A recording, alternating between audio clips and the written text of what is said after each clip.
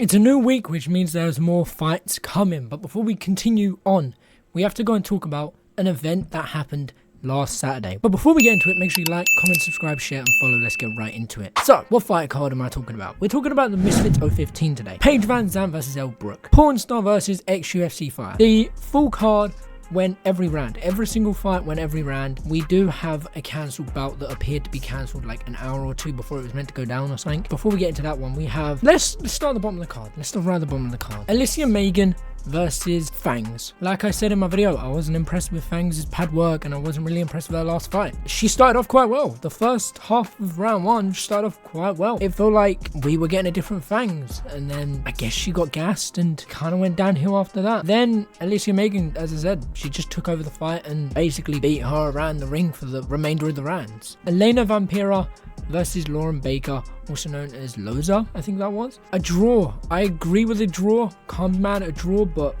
that fight was really close, but it was also pretty entertaining. Vampira was coming off of a loss to Julie Polka, and she looked alright in this fight. Not amazing, but she looked alright, and Loza looked pretty well. I can't remember who I gave it to. I think I gave it a draw, but I think one of the rounds, I was like, if you give it to this person wins. Next up, Killer B, or as I called her, By Newen. I think I called her in the video. It's Killer B versus Sylvia Fernandez. Good fight. Skillfully, the second best fight on the card. Killer B just basically obliterated her. Round one, it was like, okay, I can be convinced by either person.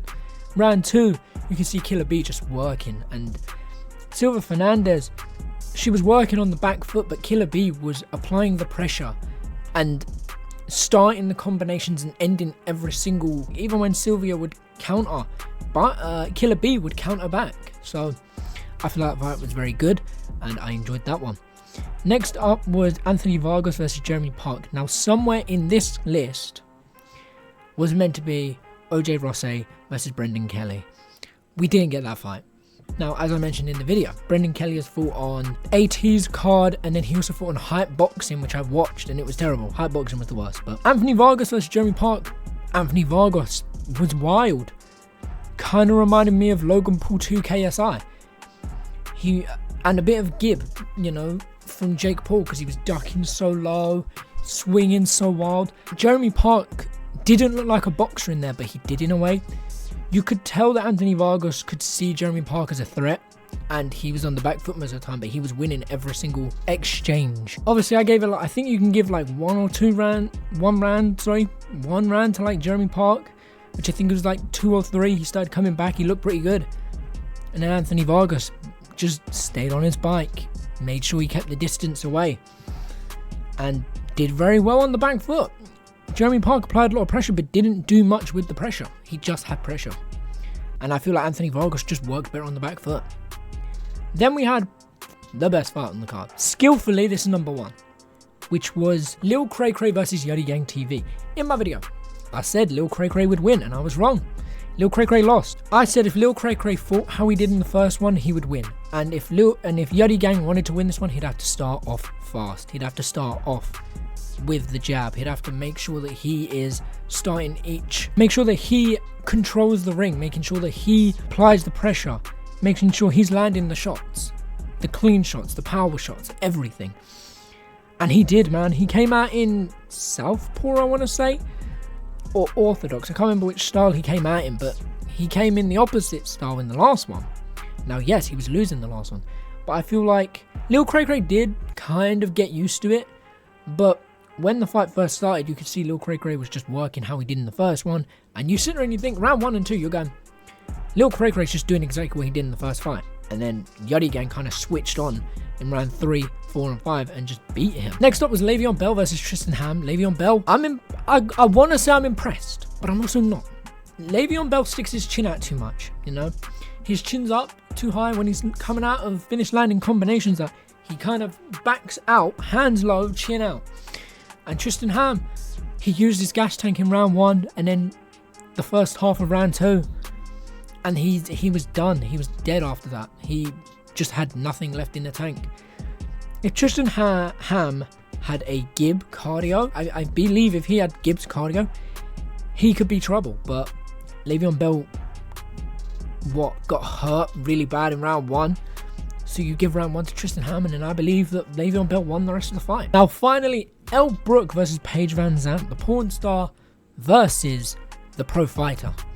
The pro fighter got embarrassed, in my opinion. Paige VanZandt, I said in my video, I don't know if I said in my video, I might not have said in the video, but Paige VanZandt didn't look great on the pants. Her head was always on the center line. Whenever she'd hit, it didn't look like she was doing much. It didn't look like she knew how to box at all. And yeah, you can say, oh, well, she done MMA, but she's done bare knuckle boxing. The only difference between this and bare knuckle boxing is there's no gloves. So I don't want to hear no excuse of, oh, but the gloves and, oh, but it's not MMA. That's bullshit, man. She's had so much time to train for this fight. She's seen all the footage.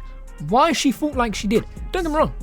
Paige VanZandt won round 2, 3, 4, lost round 5, lost round 1. 100% lost round 1 because she was dropped. She decided to leave her chin unguarded. She was like, okay, I'm going to throw something, and ELLE BROOKE countered perfectly. ELLE BROOKE did so much better than what I expected. ELLE BROOKE's performance there was amazing. Would I give her fighter of the night? Probably. ELLE BROOKE should not have done what she did. But did Paige VanZandt take it as serious as she was letting on? I don't know. I'm going to say yes. For ELLE BROOKE's sake, I'm going to say she did. But Paige, man, what was that? That was terrible.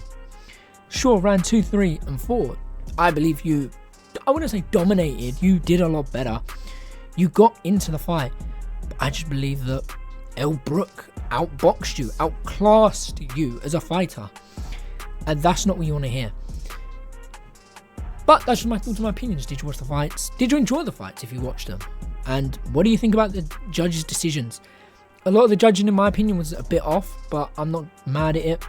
I think one of them gave either Le'Veon Bell or Yuddy Gang the full fight, and I completely disagree with it. But it is what it is. The right people won on that night, and I believe the right draws were made. But that's just my thoughts and my opinions. What do you guys think? And I'll catch you in a bit. Take care, and peace.